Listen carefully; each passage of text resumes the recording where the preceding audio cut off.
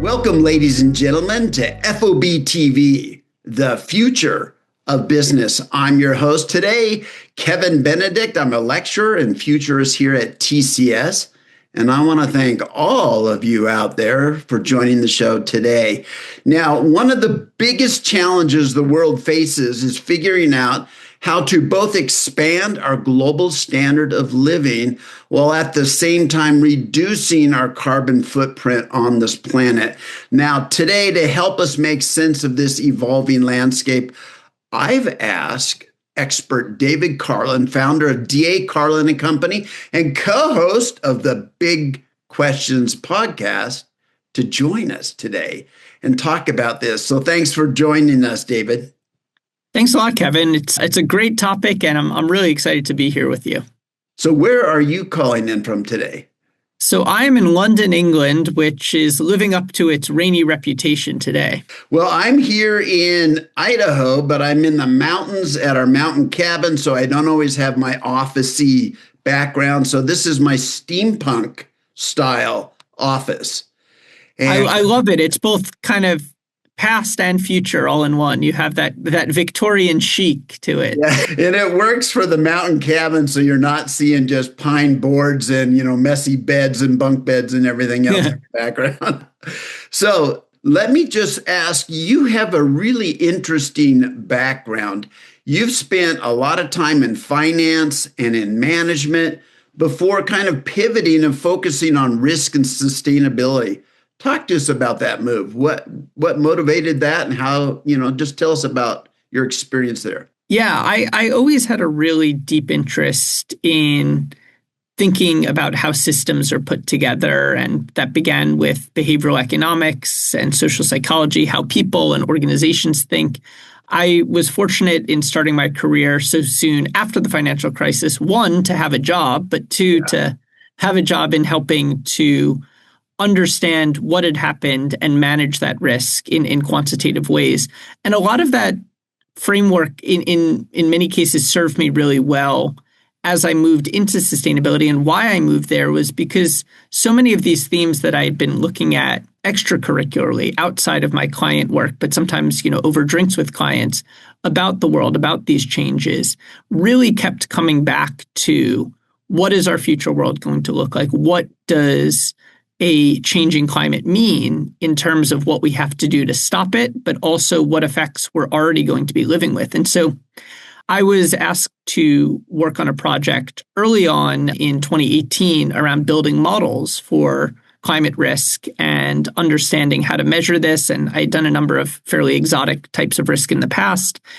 And that gave me a chance to go to the UN and ultimately work with the UN for a number of years, setting up a program on climate risk measurement, and then expanding that into environmental risk and then broader environmental and social risks and opportunities with the creation of the Risk Center within the UN Environment Program. And that was a center I set up that has now published about 24 reports on how the financial sector should be thinking about these risks, as well as the opportunities that are created in a changing world.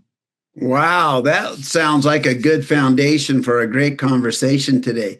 So about 9 months ago, you published an article I just found very interesting. In that article, you argued that the real goal isn't to use less energy, but to use cleaner energy. So how does that kind of shift in framing change the way we think about the economic growth and climate policy? I think that we really have to take a nuanced view when it comes to these questions of growth. And yes, the truism, there is no infinite growth on a finite planet, is absolutely the case. But I would actually apply that much more heavily to material goods and to the quantity of stuff we make. The shift to a more digital world actually, in many cases, is converting physical space and stuff to energy, which is just far more efficient. And I think one of our main goals is to use energy to live better, but make sure that energy is clean. Because if we can provide those needed basics for life, as well as the enjoyment and other things through that energy. And that can be transportation. It can be out in the real world, where I'm not purely talking about a metaverse here. But if you can drive somewhere and it's affordable and it's clean, if you can visit someone around the world and you can do that in a way that isn't contributing to the worsening of climate change, if you can find entertainment by turning on the television and getting hundreds of channels from all across the world, these are things that I think we look at and we say, that's our lifestyle. But when it comes to the basic human needs, growing food has a clear need for energy, whether that's in terms of fertilizer, in terms of harvesting, in terms of the land that's required for it. And so very often we talk about energy and we, again, immediately jump to the internet, we jump to these things, and we'll talk more about that. But my view is we should be looking at a better life for people in a way that lives in accordance with the finite resources we have. And I think energy to me is the one that punches through this, that says we don't have more land on this planet, but we can get way better at producing energy. We are getting way better at it. And if everyone has the energy they need, it almost becomes the new currency. It is what allows you to go places, to do things, to have experiences, to get care, to get food. All of these things come from the energy throughout society. So more energy, cleaner energy, that to me is not only the answer on the environmental side, but also the answer, I think, to the materialization that is certainly a challenge. That is fascinating. Recently, in the last 4 weeks, I watched an interview that Mustafa Suleyman, who's the AI leader at Microsoft and the author of the book, I think it's called The Next Wave. He talks great book. Yeah. He talks about the fact that he believes that within the next 20 years, the cost of generating energy will be reduced by 95%. And he shows the kind of the scale of improvement or the level of improvement of solar panels over the past 20 years, and says that's absolutely going to continue. The ability to have cheaper nuclear energy and all these different sources. He says, so we need to recognize that this price of energy is going to be reduced so fast and so significantly that it's going to change just about everything about this world. And he was saying, just imagine the deserts of the world can be turned green because you can desalinate the water because it's economically viable to set up those desalination centers that are too expensive today because of the energy cost to do that. So it's only used for human consumption. But when the price gets that low, you can start looking at creating all kinds of new, forest and all kinds of different things with it. So I thought that was fascinating. And he was really calling out the fact that it seems like the press is so far behind that story. They're still talking about the problems of 20 years ago when we have in front of us a pathway to solving a lot of those challenges. What are your thoughts about that? I think that's so true. And as I said, I think energy really is the new currency. Computing power is a part of that phrase that AI is the new electricity. There's a lot of truth there, but electricity really is both the old and new electricity. It's so central to everything that we do, both to decarbonize, but really to provide access to all of the things that people need in life. And we can start getting to a place where we're producing so much energy in clean ways that we can begin deploying that in useful ways. Think about capital. When you have excess capital, then it can get invested, it can get moved around, it can allow more speculative projects. Imagine being an energy investor. I don't mean investing in energy in the financial sense, but having that surplus budget that you can put into reforestation, that you could put into transportation. Every day we have the benefits of energy that we see around us. I mean, we see the lights on where we are, and that's the most basic. But everything we do on a computer, every transportation mode that we take, unless it's under our own power, and that's still power, is coming from this. So to me, this is the big shift. one of the ironies that I think people often don't grasp is some of the challenges that renewables are facing in terms of deployment actually come down to this, because the fact is the cost is so incredibly cheap. And what you're essentially getting on the other end of a renewable deal is you're getting a promise to buy energy at a certain price. But if that energy is so cheap, it actually becomes a bit of a challenge. And this, I think, is almost moving toward a public good. We're going to continue having people build these things.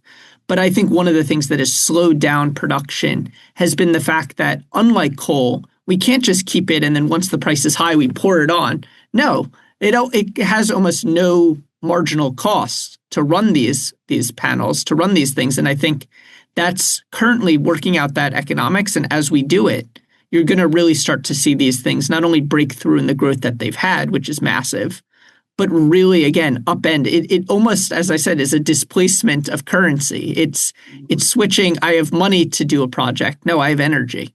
Mm.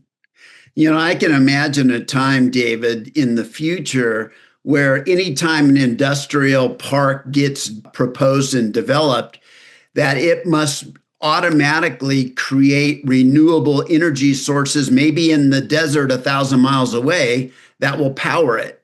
So it's just a trade. It's so you don't have, you're in Seattle, so you don't have spare land in Seattle for those solar panels. But if you're going to build in Seattle, perhaps that automatically requires you to have 100 acres of panels in the Nevada desert, which will, which can be transferred and utilized through the grid when you need it in Seattle. So I could see those kinds of things. How do you move, where you talked about energy as currency, where there's actually tokens, right? So you're generating that amount of energy tokens in Nevada. So now you can build in Seattle because you have enough tokens to power that in a renewable source. And that's another really interesting thing. You can see this with these renewable energy certificates. There's a company that I've worked with in the past that one of their ideas has been, when it comes to things like Bitcoin mining, to provide certificates when that is mined with clean energy, that the quantity of energy used to mine can, similar to your, proposed building in Seattle, exactly balance that out. And I think what we need credibility. That's a key. And it's been a challenge in terms of things like carbon markets. But when you have credibility, and that's where insurance can come in, that's where regulation can come in, that's where auditability through things like blockchains and other public verification comes in.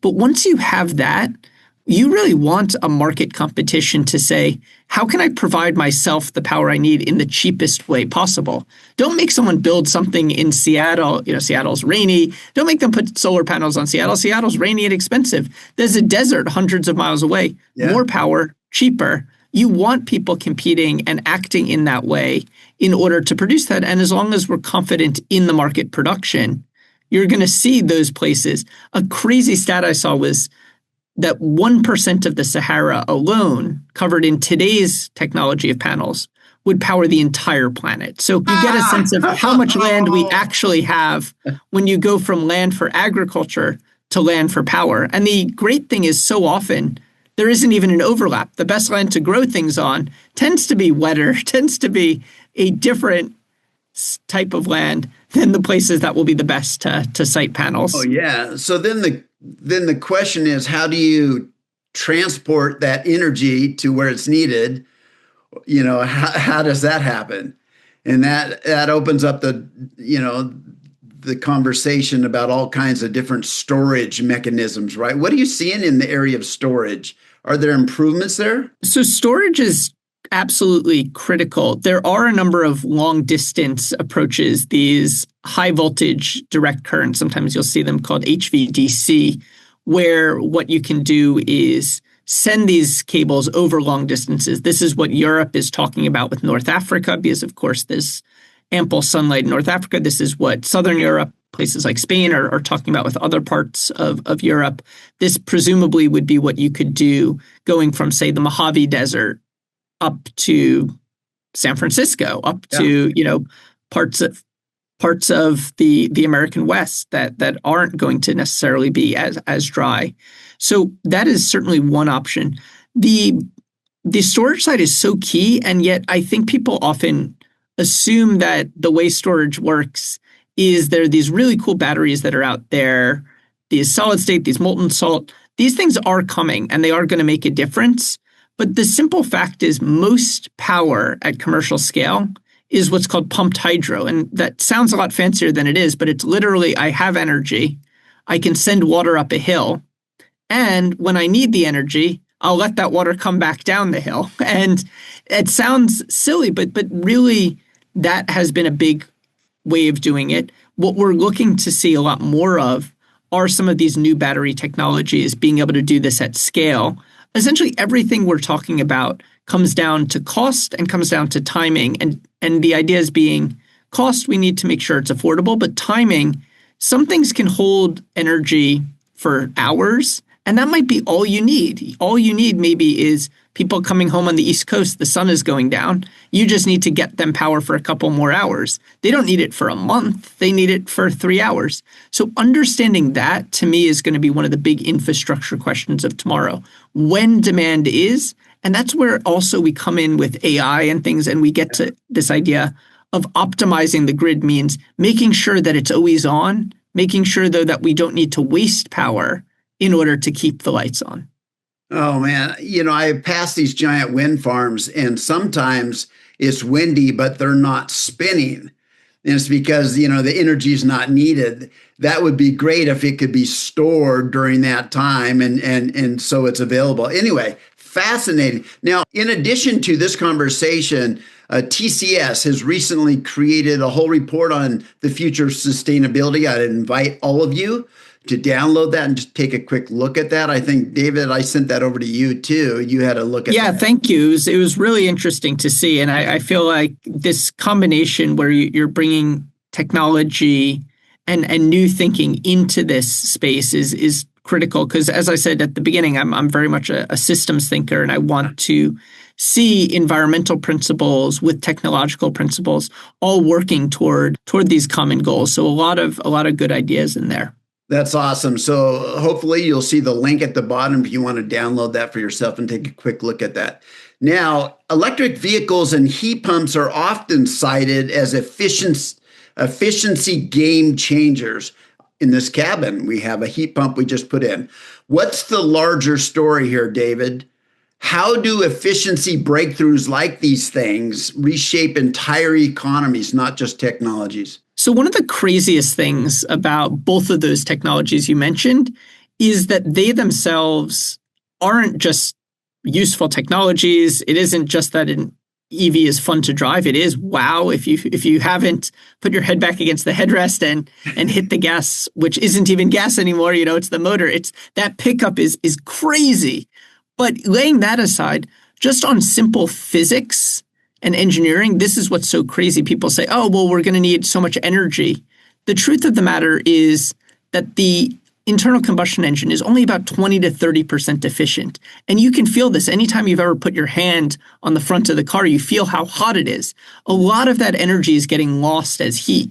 Similarly, you have the issue where you're heating up a room and, oh, well, it's too hot. Well, now it's too cold. And the thermostat, the furnace is working constantly.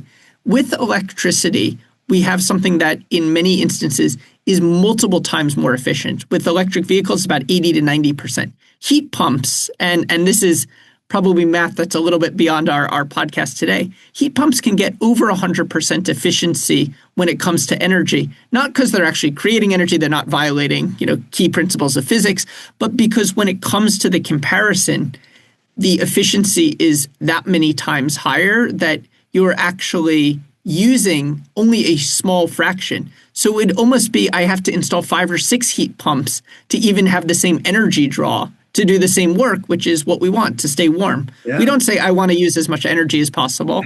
Nobody who's ever driven a car says I want to use as much gas as possible. Yes. So to me, efficiency is that great connection between resource use and economic value too. We save money because we use less. Man, to your point, I have a Jeep Wrangler that's electric plug-in, so a hybrid plug-in. And boy, Cool. you accelerate. It's instantaneous and will snap your head back on the acceleration.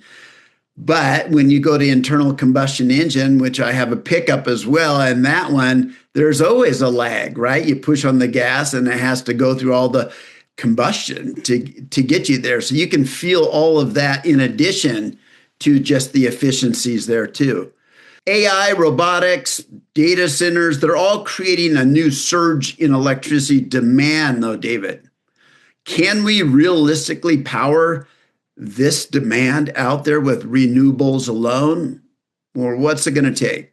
So I think it's important to do a little bit of a gut check, or sorry, perhaps a gut check, but I would say a little bit of a stats check, because there's been a lot of discussion about how much energy AI is using, how much energy data centers are using. And sure, if you are a technology company, this is a big part of your potential carbon footprint. It's a big part of your emissions. Realistically, though, so the International Energy Agency, the leading researchers on energy around the world, put out their new World Energy Outlook. And in that, they looked at electricity demand. It's definitely rising, but what's shocking to many people is only about 10% of that growth is coming from data center demand.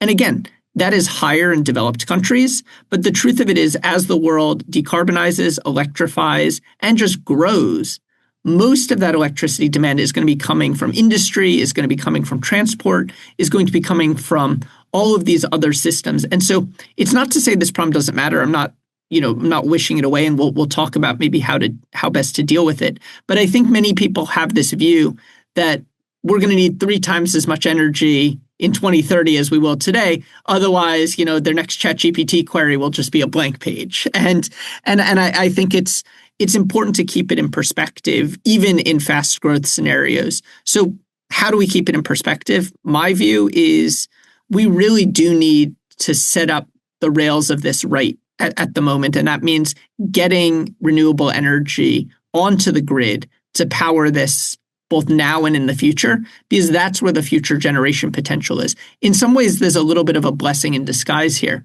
You have a clear demand signal. You have clear needs. You can see this in contracts that Anthropic, that OpenAI, that others are signing these huge deals. You see the demand. Now the goal is to get this stuff built in a renewable way, because that becomes kind of the anchor tenant. Everyone loves this, right? In a shopping mall, there's that big CVS, there's that big shopping center that pulls everyone else in. That's the reason people go there. They are kind of the anchor here. And so, yes, if we are careless, if we don't update our grid infrastructure, and again, we'll need to do that anyway.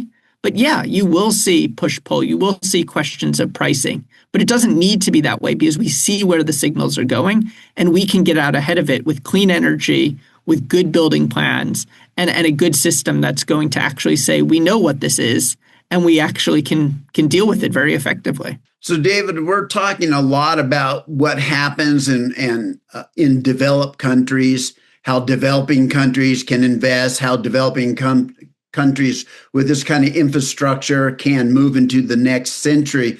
But let's pause a moment here and talk about the 800 million people who still live without electricity on this planet. How do we ensure that, all this effort of decarbonization doesn't just deepen the inequality that we're facing around the world, but instead it actually helps them prosper? How do we do that? Yeah, so there was a piece that Bill Gates wrote just ahead of these climate meetings in Belém, COP30, that received a lot of criticism. And I actually came to its defense, because what he really came to there was we need a human-centered focus on climate. Climate is a major issue, but he made the point, if we're just thinking about temperature and we're not thinking about both the human benefit, but also the economic realities of why things are continuing not to be green in certain places, it is this green premium, this extra cost. How do we knock that off? How do we really deal with that? And the answer there, I think, comes down to working with communities to improve lives, recognizing that similar to food and shelter, electricity in the 21st century needs to be a basic right, needs to be an expectation. We see it in places that you wouldn't even expect. It's in the health statistics in terms of infant mortality. It's in the birth statistics. Women who have houses that are electrified are able to study, are able to go to school, end up having fewer children. All of these things that we talk about wanting for a better world, a lot of them begin when we turn on the lights. And so I think that this is where mini grids, where microgrids, where the application of diffuse power through renewables can be really a game changer. The irony is a lot of these renewable technologies that don't connect into grids came about because fossil fuel industries were in very remote places and needed power and couldn't bring that power in. So think about a rig at sea, or think about somewhere. And that's where a lot of this initial technology 40, 50 years ago came from. But we can really use this in a great way when it comes to illuminating the world. And I think that that's one of the key things. But yes, we will face these tough decisions between how do we determine whether to move forward with a coal plant or give people power. I would say in almost every case, there is a cleaner option and we can bring that about. But I am also someone who really believes that we need to give people these opportunities. And even if that means that there are more emissions from a local community, when you really add that up, the current standard of living, the current emissions footprint, people will make these arguments that I think are very wrong-headed about there are too many people, and that's the issue. In many societies, the average person might have a footprint that's 1/100th that of an American if they don't have access to regular power. So we need to deal with that inequality first, and at the same time work on continuing to clean, continuing to green. But I think we do need to bring that human-centered ethos to anything that we do. Oh, yeah. The part that was particularly interesting that you just mentioned is tying it to a global right. Because when you look at the health impact of the regions who don't have electricity, they are suffering from all kinds of respiratory issues because there's so much smoke in their life. Their homes are warmed by smoke. All cooking is smoke, all of that. And so the impact on the families, the babies, the children are massive. So, I really do appreciate you tying that into a health impact as well. Yeah, the World Health Organization estimates that air pollution kills somewhere between 7 and 8 million people each year. Indoor air pollution is about half of that. And you think about those are stoves that are unclean. They're burning biomass rather than being powered by electricity or gas. These are real health challenges that every day are affecting lives. You can see that again in some of the biggest cities in the world, where respiratory ailments, where early death, where disease-adjusted mortality years, these things are absolutely massive. And it's one of the most straightforward ways we can make life a lot better for people is for us to electrify and for us to make the air cleaner for those people, both in their homes and outside. Where are you finding inspiration nowadays, David, when you look out there and saying, look, I'm seeing areas that are both growing and reducing their carbon footprint at the same time? Are there examples of that are just so successful and inspiring that you could share with us? Yeah, I would say we're seeing this in a number of cities where they're able to actually reduce footprints really through electrification, through also some really great systems like district heating, the use of water in ways both to cool and heat buildings. There's so much that is being done, and I really do see cities as those laboratories. There's a lot of great work, though, on the industry side in terms of new materials and new technologies. There's been advances in the last few years with green cement, concrete, figuring out how to use things that are a lot less carbon intensive, but that also will strengthen over time. That's been a big area of breakthrough. We already have processes for making green steel. Now we need to think about how to get those to scale. And then I would say in the transportation sector, that's a huge one as well. I'm still also quite, no pun intended, bullish about the food industry. I really do think that there's a lot of potential for how we produce our food, for how we produce the feed for that food. Because very often people say, oh, well, cows have a big footprint and it's because of all the gases. And that is certainly a big portion of it, but so is the land use. And a lot of that land use is we need a lot of land in order to grow the crops that we feed them. It's a very indirect system. So if we can skip that step, if we can get more efficient, we can also begin to free up land. Because back to our earlier conversation, 1% of the Sahara for all the energy we need. We can start to free up land. And if we can do that, you can put energy on it. And even places that aren't as sunny as the Sahara, we can have enough energy to do a lot of the things that we want, to produce the goods that we want to consume, to get us where we want to go, to power the computations that we're looking to do. But I think better land use is key. And we are seeing some really cool agri-tech innovations that I think are moving in that direction. A lot of that also goes to how things can be grown, limiting excessive fertilizers, because that has a lot of other biological effects. So these are things that I just get really excited about because there's so many brilliant people working on it. Same with the energy side itself. I mean, 20 years ago, look where solar was, but continue to see a number of new technologies coming out.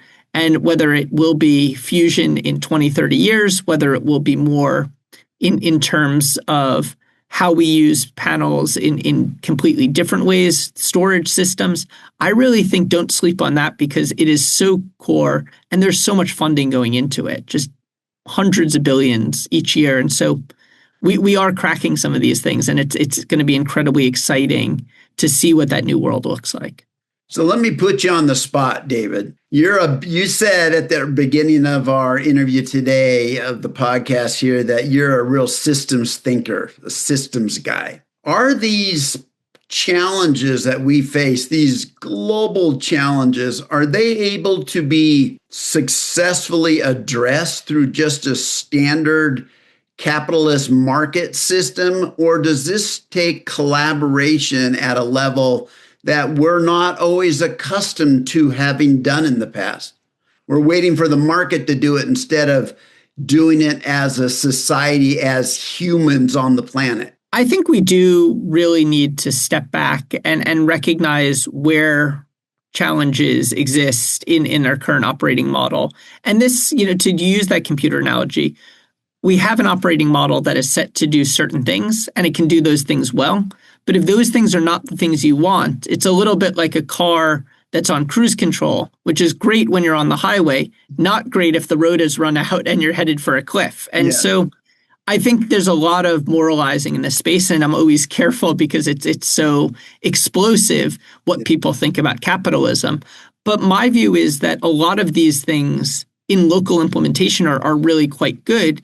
But when you take away any sort of global stewardship, or in the case of country or locality, any kind of rules of the game, I often describe it like you want people to be able to run free while they're playing football. But if you're not going to have any referees out there, people are going to be kicking each other. People are going to be picking up the ball, kicking it into the stands. And so for the game to play, and we readily acknowledge this when it comes to financial regulation. We readily acknowledge this when it comes to product safety standards. And are those things anti-capitalist? Perhaps in a very literal, narrow sense. But they're also things that markets want, because I think the biggest myth to me is that business and environment are at odds. I actually think business benefits when, one, the environment is good, but two, when there's clarity about the direction of travel. Business is a great engine to get things where they're going. I often go back to the story of 1941. After Pearl Harbor, FDR wanted 100,000 planes made per year. Everyone said 50 would be almost impossible. And by 1944, it was done because the big companies did it. Same thing in the 1980s when it came to the hole in the ozone. People said it would be impossible. It'd put DuPont out of business. It would be completely crazy to give up CFCs. And by the end of the decade, it had been done. And again, climate is a harder problem. It's what Lord Nicholas Stern in his review back in 2006 called the greatest market failure of our time. These things don't solve themselves. I think that's the key piece here. But it's not to throw out, I think, the market dynamics. I think what it is to apply those market dynamics in the right systems. As I said, we want people to find the cheapest forms of power for them. We want people to innovate. We want these things that are very much the hallmarks of a market economy. But we also, again, need to look at where the car is heading. And when we're heading toward that cliff, maybe a different operating system is what we need, something that's going to turn us a bit. And I think that is a place where we need more collaboration. We also have never been global scale. We've had societies where people do things and they don't feel the effects of what they do. This is, what we call all the time moral hazard. But I think here on a planetary basis, it does concern everyone. And unfortunately, for many market actors, it's not the case of the market, it's the case of one's own interest. Many market actors will be waiting around until the thermostat is too hot for everyone, because it may not be too hot early on, but by the time that decision is committed, it's too late. And I think that to me means that we need something that deals with it in the same way that we're very happy to have government to maintain our public parks, to provide our national defense, to do these things. I think providing a livable future is pretty high on the list of things that we desire, certainly up there with healthcare and education.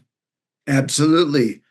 And those are other challenges we'll have to talk about on a later date. Definitely. David, I want to thank you so much for joining the show. So those of you who are listening, if you've enjoyed today's conversation, please subscribe, share, join to see more of the episodes that we're recording here, and continue to explore how humans and machines can co-author the future.